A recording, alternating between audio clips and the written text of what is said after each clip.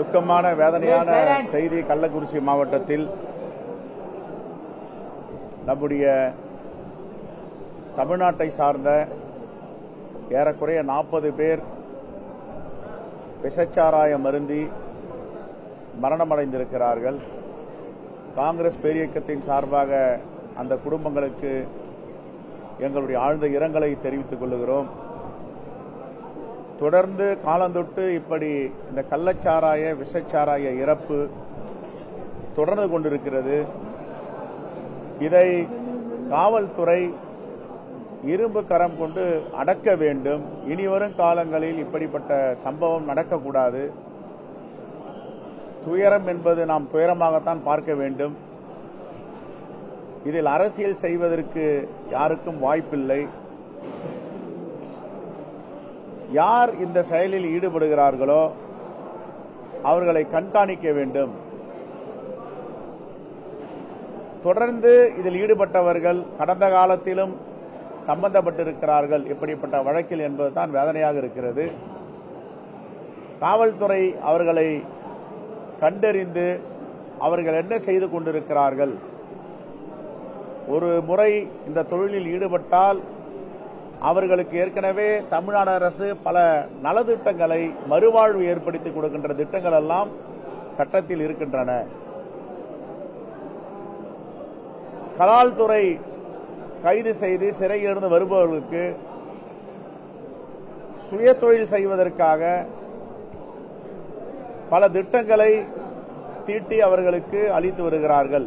இருந்தபோதும் இப்படிப்பட்ட இந்த கள்ளச்சாராய தொழிலில் எளிதாக பணம் ஈட்ட முடியும் என்ற காரணத்தால் இப்படிப்பட்ட சம்பவங்களில் சிறையிலிருந்து வந்தவுடன் இந்த தொழிலை அவர்கள் ஆரம்பிக்கிறார்கள்.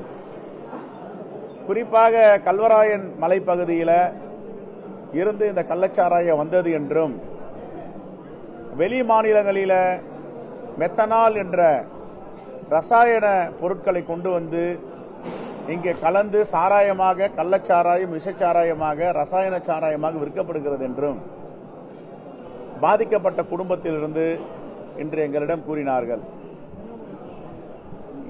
இதுவும் கடந்து போகும் என்றாலும் இது போன்ற சம்பவம் இனி வரும் காலங்களில் நடக்காமல் பார்த்துக் கொள்ள வேண்டும் என்பதுதான் எங்களுடைய வேண்டுகோள். அடுத்த தேர்தலுக்கு ஏதாவது வாக்குறுதி இருக்குமா என்று தெரியவில்லை. ஆனால் எங்களுடைய வேண்டுகோள் என்னவென்றால், கிராமம் முழுவதும் இப்படிப்பட்ட கள்ளச்சாராயங்கள் அருந்தாமல் இருப்பதும் விழிப்புணர்வு ஏற்படுத்துவதும் தலையாய கடமையாக ஒரு திட்டத்தை தீட்டி வருகின்ற சட்டமன்ற கூட்டத்தொடரில் அறிவிக்க வேண்டும். தடுக்க முடியாத இது எதுவுமே கிடையாது. இதை குடித்தால் நீ மரணமடைவா என்ற விழிப்புணர்வை நாம் ஏற்படுத்த வேண்டும். அவர்களுக்கு சாராயம் இல்லை, உயிரை குடிக்கும் சாராயம் என்று அவர்களுக்கு விழிப்புணர்வை ஏற்படுத்த வேண்டும். இறந்தவர்களுடைய குழந்தைகளை கல்வி செலவை காங்கிரஸ் பேரியக்கம் தமிழ்நாடு காங்கிரஸ் கமிட்டியின் அறக்கட்டளை ஏற்கும்.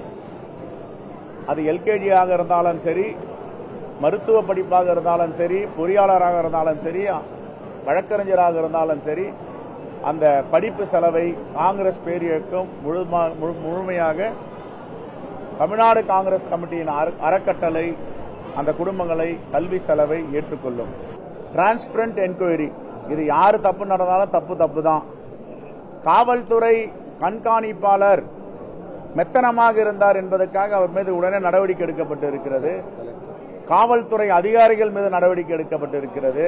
கூண்டோடு இந்த பகுதியில் யார் யாரெல்லாம் இதற்கு பொறுப்பேற்க வேண்டுமோ அவர்கள் நடவடிக்கை எடுக்கப்பட்டு இருக்கிறது. இது பாராட்டுக்குரியது. இழப்பு ஒரு பக்கம் இருந்தாலும் நடவடிக்கை துரிதமாக எடுக்கப்பட்டு இருக்கிறது.